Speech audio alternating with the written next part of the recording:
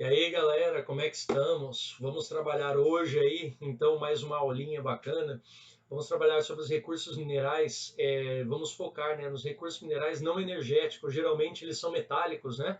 Então vamos trabalhar nessa parte. Vamos mostrar os grandes produtores mundiais, onde podemos encontrar, inclusive aqui em território nacional, fazer algumas discussões, mostrar a utilização dos mesmos no dia a dia. Beleza, moçada? Então vamos lá, mais uma aulinha aí, show de bola, valeu, galera, vamos começar agora. Vai, rapaziada, abre aí. Vamos abrir, rapaziada. Vai geral, molecada, geral.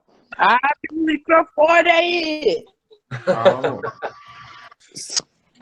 Então, vamos lá, pessoal. Então, para começar bem essa aula, primeiramente, aquele de sempre, o salve, salve, imprescindível, tchararã, o matinal, bom dia!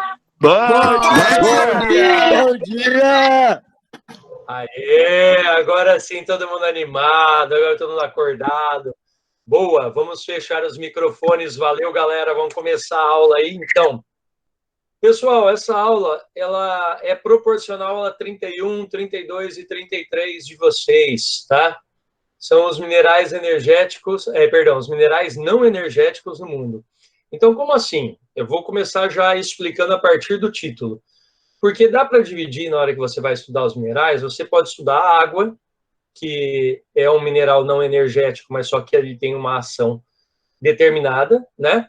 Você pode estudar os minerais energéticos, como petróleo, como gás natural, como carvão, que tem outro tipo de ação, e você pode estudar os minerais não energéticos, tá? Então, nós vamos decifrando cada um desses aí. Vamos começar? Vamos lá? Os recursos minerais não energéticos no mundo. Vamos começar dando um parecer mundial aí, ó. Eu coloquei para vocês o seguinte, ó, vamos nessa? O extrativismo mineral é uma atividade fundamental para a economia mundial. Bom, então, exploração de minério é óbvio que para muitos países do mundo, inclusive, é o carro-chefe da sua economia. Apesar de render muitas vezes pouco, né, é o que faz a economia daquele país determinado girar, rodar, certo? Devido à utilização, ó, dos minerais extraídos. Extraídos é retirados, tá? Extraídos do solo, no caso, né? Como matéria-prima para a indústria de base, sobretudo indústria metalúrgica e siderúrgica. Então, basicamente é assim. Esses minerais não energéticos, quando nós retiramos eles do solo, a ação dele básica, o primeiro lugar onde a maioria desses minerais vão passar, então, são para metalúrgicas e siderúrgicas. Joia? Vamos nessa aí. O desenvolvimento de atividades extrativistas, no caso, minerais, né, que nós estamos trabalhando, porque tem extrativismo vegetal, extrativismo animal, extrativismo mineral. Nós vamos falar, então, atividades extrativistas minerais, né? Exigem o preenchimento de uma série de requisitos. Então, como assim? Que requisitos? O que você precisa fazer? Sendo os principais a relação entre a quantidade, qualidade e disponibilidade no lugar. Então, assim, as três bases para você explorar um lugar, as questões minerais, é assim. Ah, na minha terra tem o pessoal fala que tem um pouquinho do mineral, vamos por aí, um chumbo, próximo à minha terra. Mas só que o pessoal não explora tanto. Por quê? Ou porque a quantidade, ou porque a qualidade, ou a disponibilidade desse produto não é abundante. Ou falta os três, na maioria dos casos, tá bom? Pois somente com essa relação considerada positiva, justifica-se investimentos para a exploração do local. Como assim? Bom, para eu explorar um determinado lugar, eu preciso fazer investimento. Estrada, lugar por onde vai escoar a produção. Se possível, uma indústria metalúrgica, uma siderúrgica próximo, para já deixar o produto já pré-fabricado, pré-fabricado, siderúrgica, metalúrgica, né? Porque essas duas vão fazer, por exemplo, todo o insumo necessário para utilizar na indústria de grande porte. Então, não adianta nada eu ter uma reserva, essa reserva ficar a 4.000 quilômetros de distância, né? A Rússia tem várias reservas, mas a maioria das reservas da Rússia eles não usam. Por que eles não usam? Porque está muito longe dos centros consumidores. Beleza? Então, vamos lá, pessoal. Recursos minerais metálicos. Atenção. Olha só que bacana. Eu coloquei esse mapinha aqui para vocês terem uma ligeira noção, né? Então, dentro desses minerais metálicos, que todos esses são minerais não energéticos, combinado? Nós temos esses 8 para destacar para vocês, ó: cobre, ferro, estanho, chumbo, zinco, tungstênio, alumínio e ouro, certo? Bom, pessoal, aqui é só para vocês terem uma noção da distribuição deles. Por que eu coloquei esse mapa? Vamos lá. Observe como na América, principalmente América do Sul e principalmente América do Norte, América Central nem tanto, até mesmo pela extensão e jovialidade do seu território, então não dá para ter tanto mineral metálico assim, né? Nós temos uma concentração grande na América. Ao contrário do que todo mundo pensa, fala assim, pô, mas a África sempre foi explorada por seus minerais, etc, etc. É que os minerais na África, eles são concentrados e eles são específicos de determinadas regiões. Observe pelo mapa o vazio no continente africano. Até mesmo dentro da própria Europa, nós temos também uma distribuição relativamente boa, proporcional ao tamanho do território, não proporcional ao tamanho da população. A Europa consome muito mais minerais metálicos do que elas produzem. Então, a Europa, sim, é um dependente de minerais metálicos de outros lugares do mundo. Observa aqui, pessoal, ó, uma parte da China e uma parte da Rússia. Olha só o quanto que tem de minerais espalhados nessa parte asiática aqui. Combinado? Os não energéticos. Repara que no Oriente Médio, de não energético, ó, quase não aparece. Combinado? Você vai ter um pouquinho de chumbo aqui na Turquia, mas é pouca coisa, tá, pessoal? Vamos lá, então. Olha na Austrália que interessante. A Austrália, ela é um grande produtor mineral proporcional ao seu tamanho de população. Como assim? A população australiana é muito pequena. Sendo muito pequena em um território grande, eles têm uma diversidade mineral bacana, que eles conseguem produzir para eles e exportar. Nós vamos ver isso aí separadinho daqui a pouco, bonitinho. Combinado, pessoal? Vamos lá, então? Riqueza mineral. Qual seria o continente mais rico? O continente mais rico entre riquezas minerais, com certeza, é a América. Beleza? Mas só que é assim, esse quadro mostra as exploradas. Não quer dizer que aqui na África não tenha. Aqui na África tem. Já que vocês perguntaram, boa pergunta também, até um destaque aqui, ó. Repara que aqui na região equatorial da floresta amazônica quase não aparece nada. Por quê? Não tem aqui nessa região? Tem. E tem muito mineral nessa região aqui, tá? Tem muito. Mas só que qual é a problemática dessa região aqui? Você tem uma floresta em cima. Como que você vai explorar esses minerais? Arranca a floresta e pega os minerais? Beleza? Então vamos pensar dessa forma. Combinado? Então vamos lá. Continuando aí. Olha aqui, pessoal. Vamos falar um pouquinho sobre os recursos minerais. Nós vamos fazendo parte a parte, aí vocês vão vendo certinho como que funciona, tá? Vamos lá. Entre os países importadores de minérios, destacam-se aqueles que não dispõem de grandes jazidas minerais. Então, quais são os países que eles são importadores e eles não dispõem de jazidas, obviamente, se eles importam, eles não têm dentro do seu território. Eu fiz questão de mostrar para vocês que o fato de não ter matéria-prima não quer dizer que esse país não vá se desenvolver. Então, ó, Japão, Reino Unido, Alemanha, França e Itália. Esses países são altamente dependentes da galera de fora. O mais interessante, no caso, é o Japão, porque o Japão ele depende de absolutamente todos os minerais. Todos. Ele depende de importação de todos os minerais. E se você pôr na ponta do lápis, realmente, industrialmente falando, é a segunda maior economia do mundo.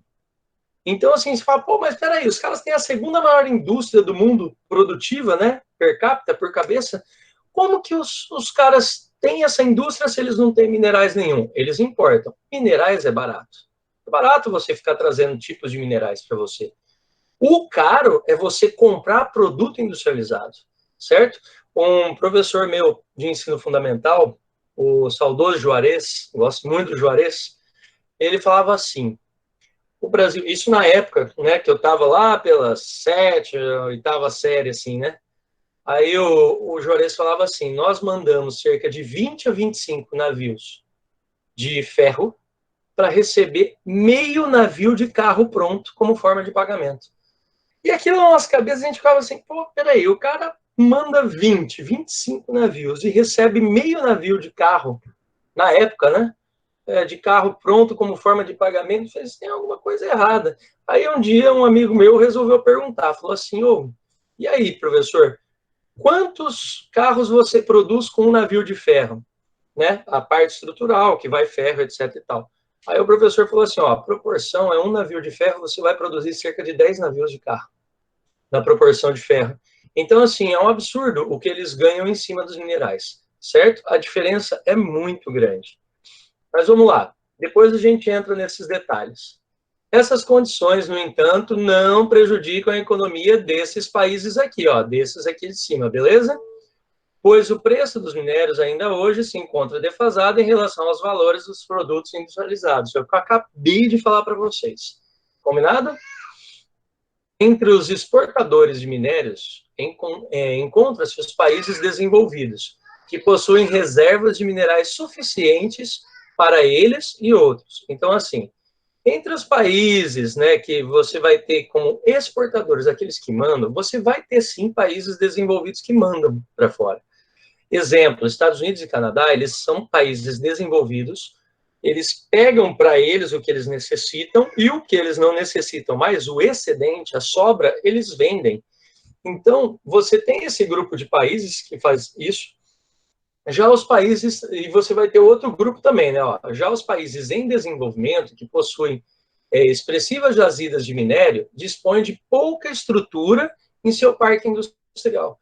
Então, como assim? Como que funciona isso aí? Eu não entendi, né? Como nós, países em desenvolvimento, vamos colocar o Brasil como exemplo, nós não temos um parque industrial nosso, nós vamos transformar essa matéria-prima. Hoje, graças a Deus, o Brasil não entrega apenas a matéria-prima bruta. Ele processa ela em siderúrgicas e metalúrgicas e já manda ela quase pronta, né? Por que quase pronta? Ela vai mandar aquelas chapas de aço, então o Brasil já produz o aço, já deixa naqueles rolos enormes que pesam toneladas, né, de aço, e manda para fora para o cara ir lá fazer, sei lá, um ventilador, fazer uma porta, uma janela lá fora, certo? Ah, mas aqui no Brasil não faz? Faz também, mas só que a demanda, o tanto que nós produzimos, é muito superior ao que a gente precisa. E a nossa disponibilidade de tecnologia, de estrutura, ó, é pouca, ó, pouca estrutura em seu parque industrial. Então, tudo que a gente produz não vai ser consumido aqui. A gente pega, manda para fora também, certo? Os países não desenvolvidos, os subdesenvolvidos, eu não coloquei eles aqui porque, assim, nos subdesenvolvidos depende. Tem país subdesenvolvido que o próprio país explora, ele vive só daquilo, tá? Tem país que o país não tem condição de explorar, ele passa para o outro, ele cede essa exploração para outro país. E assim sucessivamente, existem vários casos, tá bom? Vamos lá. Observa para mim, pessoal. Olha só que massa, ó. Distribuição dos orçamentos mundiais para exploração mineral.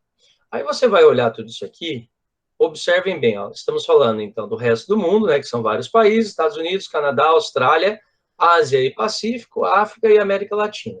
Vamos lá, América Latina, México, até o Chile e Argentina, ali, a Terra do Fogo. Bom, vamos lá.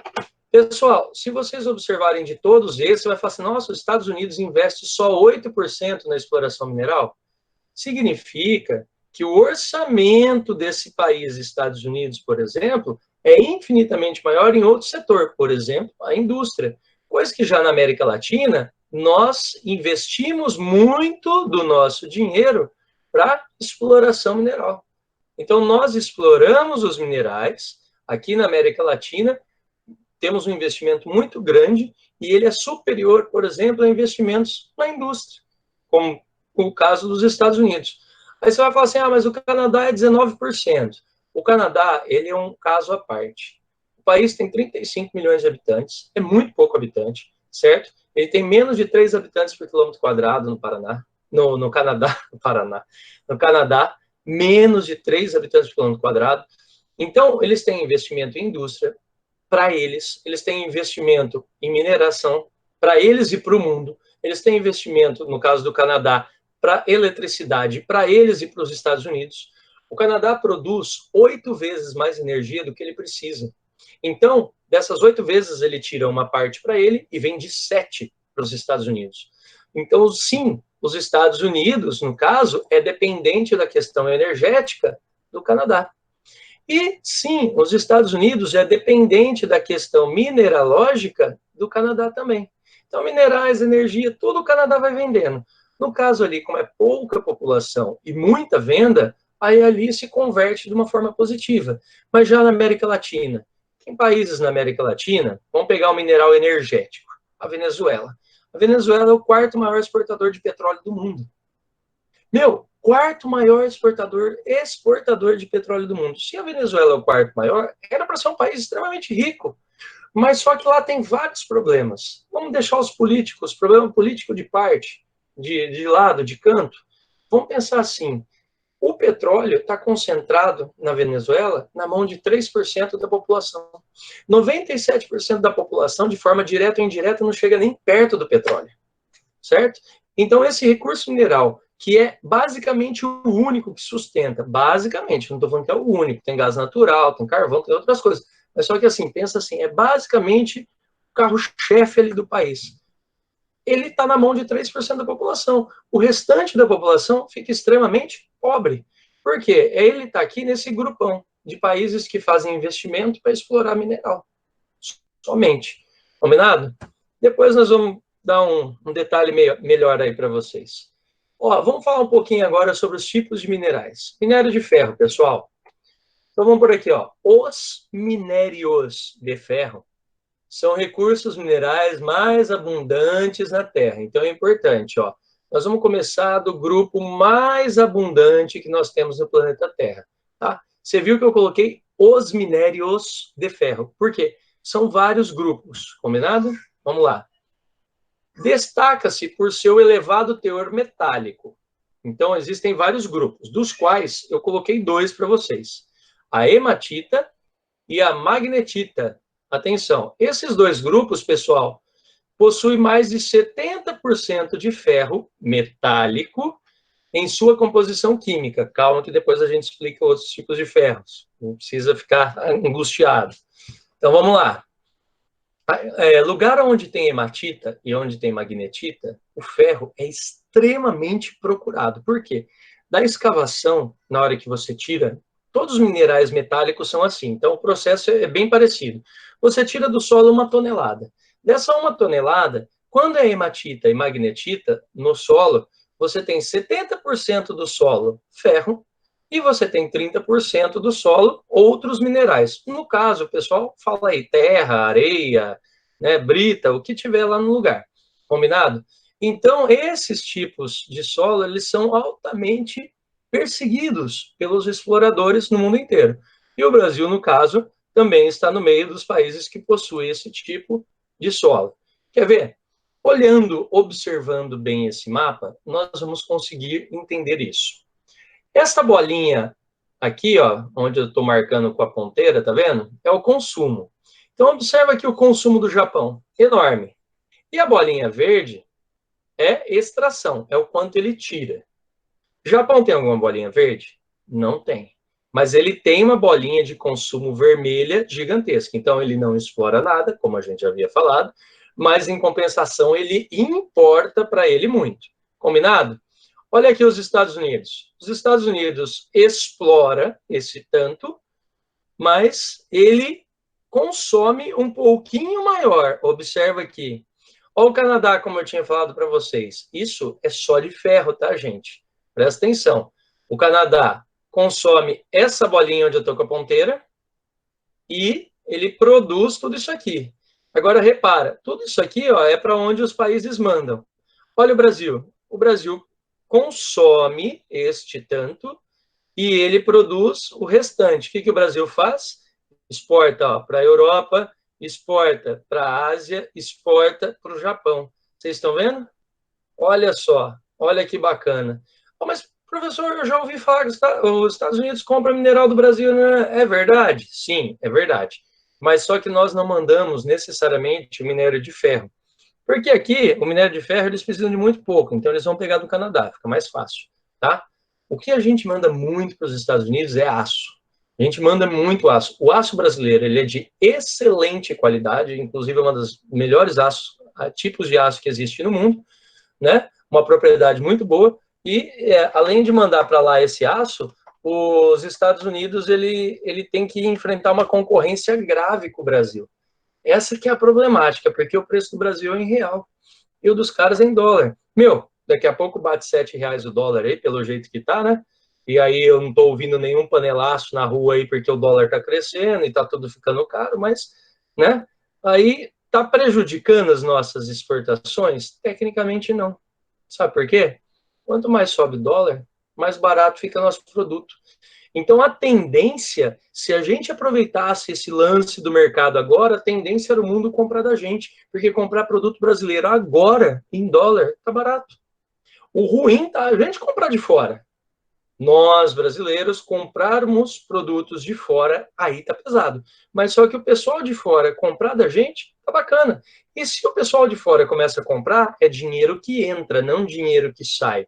Então, o mercado mineralógico, ele pode sim explicar a situação do mercado atual. Beleza? Mas depois eu tiro dúvidas de vocês, fiquem tranquilos. Vamos lá. Produção de aço, como estávamos falando agora. Ó, eu destaquei em vermelho. A hematita é o minério de ferro mais importante entre os recursos minerais, porque é utilizado como insumo, como a base, né, para fazer o aço, né? Então, é um insumo natural, é algo que você retira da natureza para fazer o aço. A hematita, mas por que a hematita foi escolhida? Vamos ver? O aço resulta da mistura do ferro, hematita, metálico, e de carbono. Então, você vai ter a mistura do carbono com o ferro, mas não só. Calma, vamos chegar lá. Em altos fornos siderúrgicos, olha a siderurgia onde entra. A metalúrgica faz o primeiro processo de limpeza, transforma em metal, a siderúrgica vai transformar o metal em outros tipos de metais. Não estou falando em outras formas, não estou falando em janela, porta, carro e etc. Eu estou falando que vai transformar os tipos de metais em outras formas de metais, combinado? Vamos lá. Por apresentar grande resistência à tração. O aço é muito empregado na construção civil. Então, você usa muito aço para a estrutura de prédio e assim sucessivamente, tá? Casa, carros e aí vai. Olha só aí, pessoal, que eu coloquei para vocês, que bacana, ó. Desempenho da produção de aço no mundo. Ó, o destaque. China. Pô, mas a China produz tudo isso aqui, ó, ela teve um aumento de 13,8% na produção dela, tal, não sei o que, não sei o que lá. Isso é muito, professor, isso é pouco, como que funciona? Isso é interessante para a gente, tal. Gente, o fato da China é interessantíssimo pelo seguinte, são mineradoras brasileiras, que são as grandes parceiras chinesas que produzem em território chinês o aço. Você fala assim, pô, mas peraí, parou. Por que o Brasil vai produzir na China e não produz aqui no Brasil? Simples. Nós temos saída para o Pacífico com facilidade? Não temos. Então, qual é o nosso maior parceiro comercial já lá na Ásia, próximo ao Pacífico? No Pacífico, no caso, a China. Então, para quem não sabe, a Petrobras tem grandes braços, são 26 operadoras da Petrobras dentro da China, 26 ou 28. Oh, meu Deus. Acho que um desses dois números, ou 26 ou 28, eu não lembro exatamente, mas é muita coisa, né? Tem empresas brasileiras de mineração também que são responsáveis lá, e hoje a Vale do Rio Doce ela também se faz presente na China, tá? Lembrando que desde 2017, a Vale do Rio Doce ela volta aos comandos brasileiros e ela é arrematada de novo por várias corporações financeiras, principalmente o grupo de investimento do Bradesco. Eu não estou falando Banco Bradesco, é um grupo de investimento do Bradesco, tá bom? Chama Fundação Bradesco, se eu não me engano, se eu estiver falando besteira, aí me desculpa, mas é esse grupo de grandes investimentos que existem lá, combinado? Beleza? Bora lá. Pessoal, aços especiais, olha que bacana. Aços especiais, por meio do controle de teor de carbono, então tanto de carbono que você vai misturar com a hematita lá atrás, né? O ferro. e da adição de ligas metálicas de diferentes propriedades ao ferro fundido, é possível produzir diversos tipos de aços especiais. Não tem aquele aço inox, aço cirúrgico, aço não sei o quê. Então, é isso que você vai conseguir fazer. Um aço mais flexível, um aço mais rígido, um aço mais resistente. Tá? Então, depende do que você misturar com ele. Vamos lá? Temos o manganês, o estanho, o níquel e o cromo, pessoal, que dá para misturar junto com o ferro, mais o carbono. Então, você pode pôr carbono, ferro e manganês, carbono, ferro, estanho, ou níquel, ou cromo. Ou, às vezes, carbono, ferro, manganês e níquel. Aí você, depende do que você for misturando, você vai conseguir um tipo de aço, por uma coisa específica que você vai querer usar. Você quer ele mais flexível? Você quer ele menos flexível? Você quer ele com uma liga melhor? Você quer ele com uma liga? É fácil, usa estanho. Você quer ele mais flexível? Usa um pouco de manganês. E assim sucessivamente. Observe aqui, eu coloquei uma imagem para vocês verem os tipos, né, que nós descrevemos aí, ó, certo? Um é composto por manganês, estanho, níquel e o cromo. Os tipos de aço que dá para fazer, eles vão ficando com essas cores um pouco mais distintas aí para vocês. Bora lá, pessoal. O manganês agora nós vamos falar. Olha só, preste muita atenção. O manganês participa de uma das ligas metálicas mais utilizadas no setor siderúrgico. Lembra, siderúrgico é aquele que vai transformar metal em outros tipos de metais. Pois quando misturado ao aço na proporção adequada, tem propriedades de torná-lo bem mais duro. Atenção, tenaz, resistente ao desgaste. A dureza, pessoal, você pegar uma chapa de aço dessa, uma chapa normal, não estou falando aqueles negócios extremamente largos, você consegue amassá-la. Mas o problema não é amassar, eles estão falando de resistência, rompimento, tá? O tenaz, quando eles usam, é justamente isso, essa firmeza na ligação. A ligação é extremamente consolidada. Você amassa, mas ele não quebra, sabe? É bem interessante esse tipo, quando você usa o manganês. Bom, assim como o ferro, o manganês é relativamente abundante na crosta terrestre, certo? Estando presente, sobretudo, no minério de pirolusita, que é um tipo de minério onde você retira o manganês. Aqui fica mais fácil de mostrar para vocês. Aqui nós temos uma rocha de manganês com pirolusita, certo? Ótimo, vamos lá. Os maiores produtores são Rússia, Ucrânia, China, África do Sul e o Brasil. O Brasil, pessoal, ele se destaca bastante na questão do manganês, porque nós usamos muito manganês para tal fato, né? Ele é relativamente abundante, sim, na nossa crosta terrestre. Ele tem um valor de mercado não muito caro, mas só que ele é essencial para fazer determinados tipos de aço. Por exemplo, tem gente construindo com aço feito à base com manganês no seu componente. Para quê? Para dar flexibilidade a um ligeiro movimento de um prédio bem alto. Traduzindo, regiões de terremoto, certo? Em regiões de terremoto, você pode produzir um prédio que ele tenha uma flexibilidade, ele tem que ter um pequeno jogo de cintura, porque se ele for rígido, ele quebra na hora que tiver o terremoto. Então, olha que estranho, não estou dizendo que vai ser um elástico, uma borracha, mas preste muita atenção nisso aí. Combinado? Vamos lá. Recursos minerais, outro tipo, o estanho. O estanho é da hora, pessoal. O estanho é aquele que vocês já viram, né, no processo da solda, né? Vamos lá. O estanho é um metal utilizado na produção de vários itens industriais, como o bronze e a solda. Sabe aqui, quando aparece aquele tiozinho lá fazendo pss, pss, e sai aquele foguinho, que ele está usando um negócio para proteger o rosto? Então, é ali. Encontrado na crosta terrestre, especialmente no minério de cassiterita. Também é um tipo de mineral férrico, tá? O estanho é relativamente raro. Ó, atenção, relativamente raro. Então, o que explica o seu valor de mercado mais alto. Beleza, pessoal? Entre os maiores produtores mundiais estão China, Indonésia, Brasil novamente, pessoal, e Bolívia. Tá bom? Então, repara, no ferro, nós temos as maiores jazidas de ferro do mundo, certo?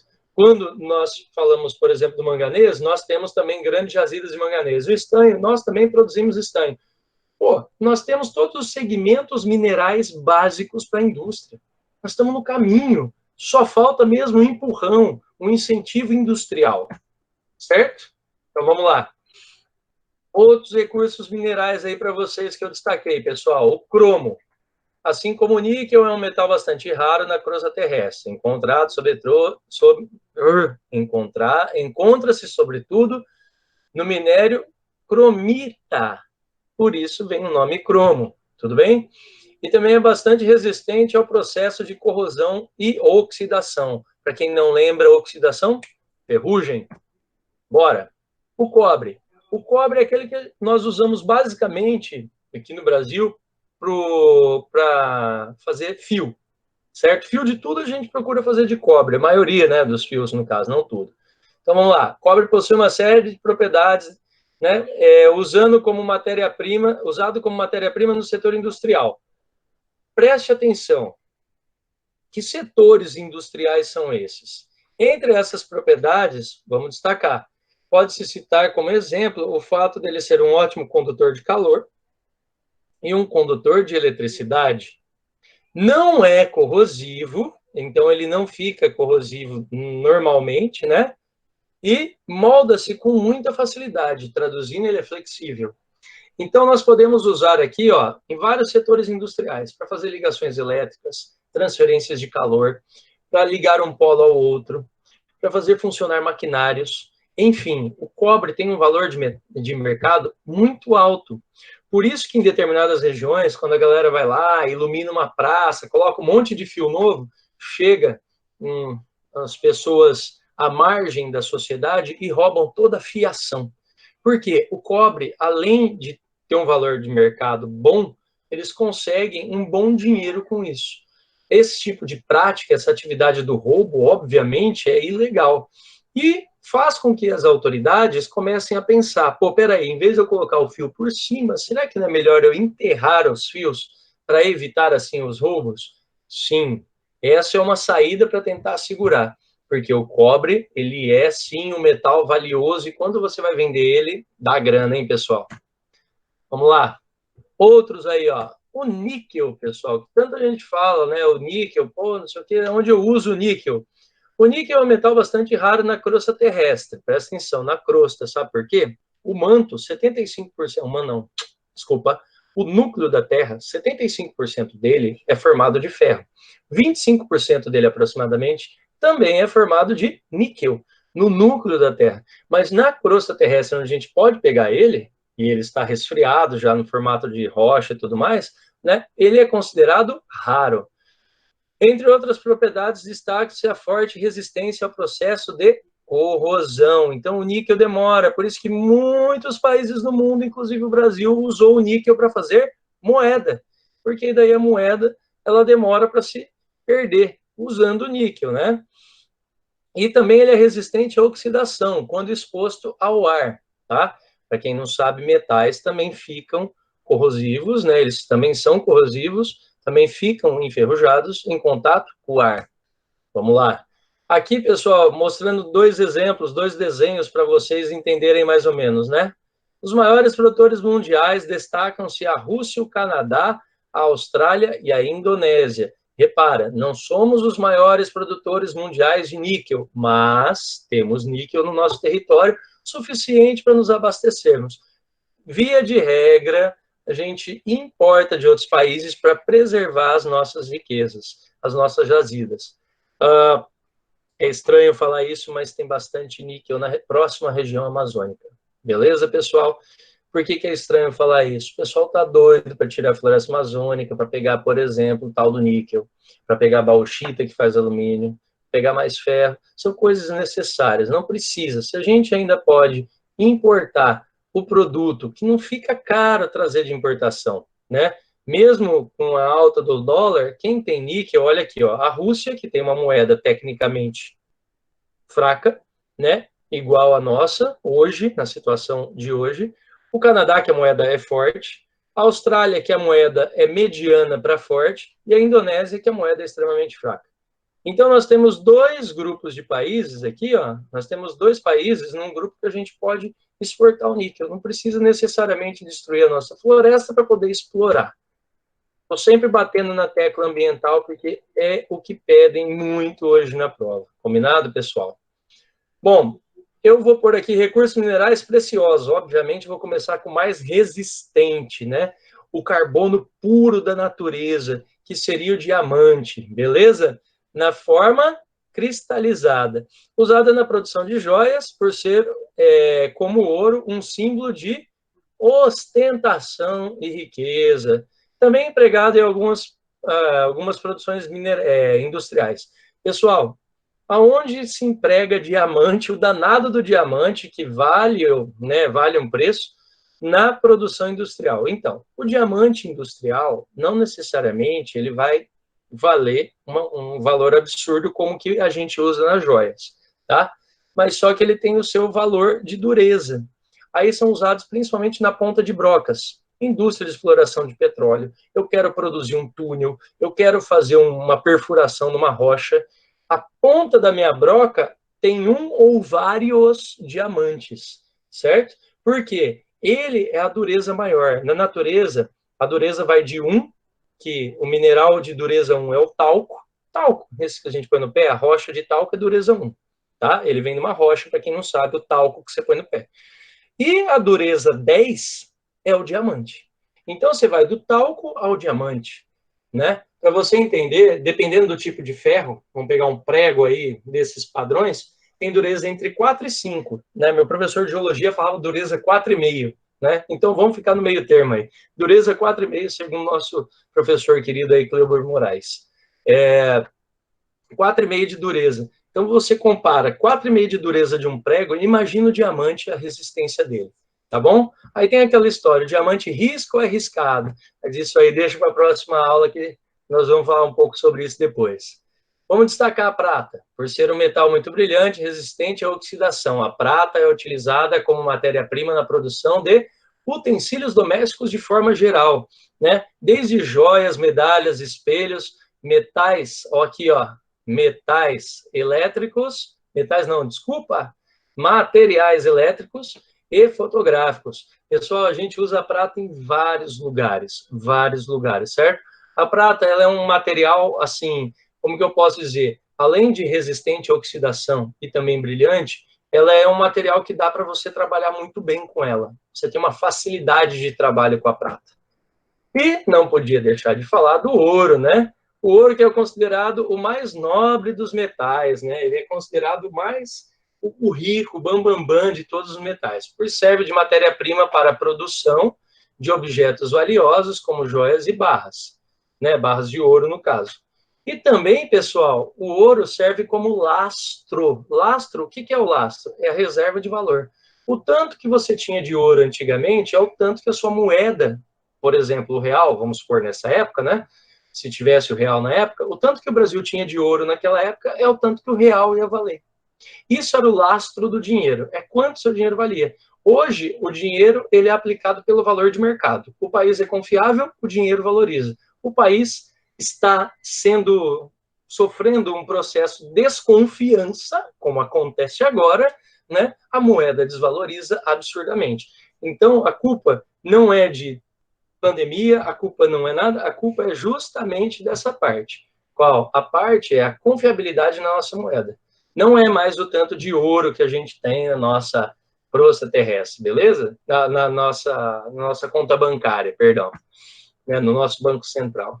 Vamos lá, então? Bauxita, pessoal, rapidinho falando sobre eles aí, ó. O minério de alumínio mais importante na crosta terrestre é a bauxita. Presta atenção. O minério de alumínio mais importante na crosta terrestre é a bauxita.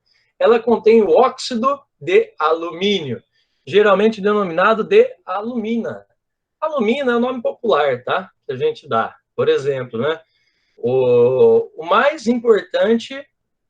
A mais importante matéria-prima para a produção de alumínio metálico. Nossa, gente, o óculos está fazendo muita falta. Vamos nessa, então? Matéria-prima para a produção de alumínio metálico. Então, quer dizer que eu uso esse óxido de alumínio denominado popularmente de alumina, para produzir o alumínio metálico. Então vamos nessa? A diversidade de aplicação do alumínio deve-se em algumas de suas propriedades, como leveza e elevada resistência. O alumínio ele é resistente, ele é leve, ele é maleável, ele é flexível, ele tem vários padrões que colocam o alumínio importante no seu uso, principalmente para, por exemplo, o setor aeronáutico. As aeronaves, elas são produzidas em grande parte por alumínio, por isso que elas conseguem também decolar, né, sair do chão. Imagina se tudo aquilo ali fosse de ferro, não ia sair do chão, ia ser meio complicado. Mas só que também tem um destaque, pessoal, vamos lá? Atenção, o alumínio ele é usado para deixar determinados tipos de carros mais leves, bicicletas mais leves, e assim sucessivamente. Tudo que você quiser deixar mais leve, com uma resistência X, você consegue com alumínio. Olha só que bacana que eu coloquei aqui para vocês, ó. A imagem da bauxita na natureza, quando você acha ela no solo, ela é uma rocha dessa cor. Eu acho que foi uma das maiores frustrações da minha vida quando eu vi uma mineração de bauxita. Eu pensei, na época, lógico, uma questão de leigo, né? Eu estava começando a faculdade, eu falei, nossa, vou chegar lá, vai estar tudo brilhando, com a luz do sol, dia bonito e tal. Chegamos lá, era tudo marrom, cara. Nossa, eu fiquei tão decepcionado, falei, nossa, é isso que é bauxita? Eu pensava que pelo menos era uma coisa assim, cinza, um cinza brilhante, não. Ela é desse tom aqui de marrom meio avermelhado. Aí você faz um processo de eletrólise, tá? E esse processo de eletrólise e mais componentes químicos, você tem a alumina, certo? Da alumina você faz outro processo, também químico, e você vai ter o alumínio, que daí você vai produzir todos os produtos do nosso dia a dia. E vem a reciclagem, por isso que o pessoal fala que reciclar alumínio dá dinheiro. Porque, ó, reparem, eu tenho esses produtos, vamos supor que eu não estou usando, eu vou fazer o processo de reciclagem com eles, eu volto a esse ciclo. Eu não preciso mais ir para a natureza e explorar, eu não preciso mais fazer o processo químico, eu não preciso mais fazer esse processo na parte da metalúrgica e siderúrgica, traduzindo, né? Eu pulo toda essa etapa que é custosa e já fico aqui. O alumínio ele consegue ser reutilizado em 99,5%, certo? Então, todo alumínio se eu derreter 100 quilos, eu vou ter 99 quilos e 500 gramas aproximadamente de alumínio para fazer o outro, beleza? O restante vão ser impurezas que você não vai conseguir tirar do metal, tá? O pessoal fala assim, não, mas alumínio você aproveita 100%. O alumínio puro você aproveita 100%. Mas é difícil o alumínio hoje em dia na natureza. O nosso consumo puro. Sem tinta, sem outros tipos de materiais, sem outros componentes juntos. Por isso que eu falo que tem esse pequeno, né, vai perder essa parte aí. Vamos lá.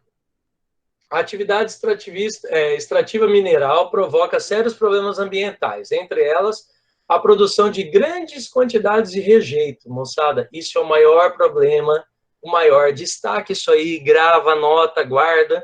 É importantíssimo que vocês entendam. Grande quantidade de rejeito. Como assim? Lembra que eu falei? Você aproveita 70% lá da hematita para fazer ferro.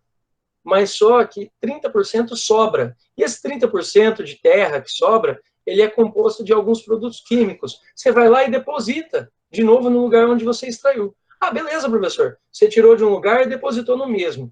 Mas só que é assim, gente. Lembra da barragem, por exemplo, de Mariana?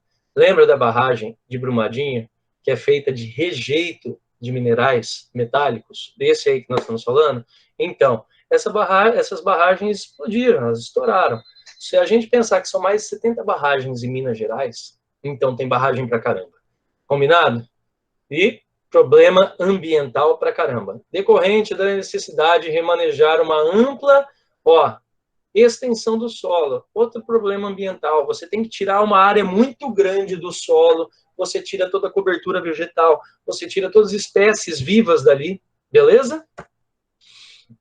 Eu dou como exemplo, pessoal, aqui é uma cidade localizada no norte da Rússia, na Sibéria. Ela tem mais de 1,5 km de extensão, essa jazida de diamante, exploração de diamante, certo? E detalhe, ó, pessoal, olha aqui embaixo, ó, 520 metros de profundidade, pessoal. Olha isso, 500, são 5 quarteirões e uns quebradinhos de descida, pessoal, de profundidade na cidade, no norte da Rússia, certo? E detalhe, essa é considerada a maior mina de diamante, de exploração de diamante do mundo, tá, pessoal? Olha só que catástrofe ambiental que os caras proporcionaram aí à cidade. A cidade está logo aqui, né? Está bem próximo desse buraco. Já pensou se começa um processo erosivo e começa a desmoronar toda essa parte? O que não aconteceria? Beleza?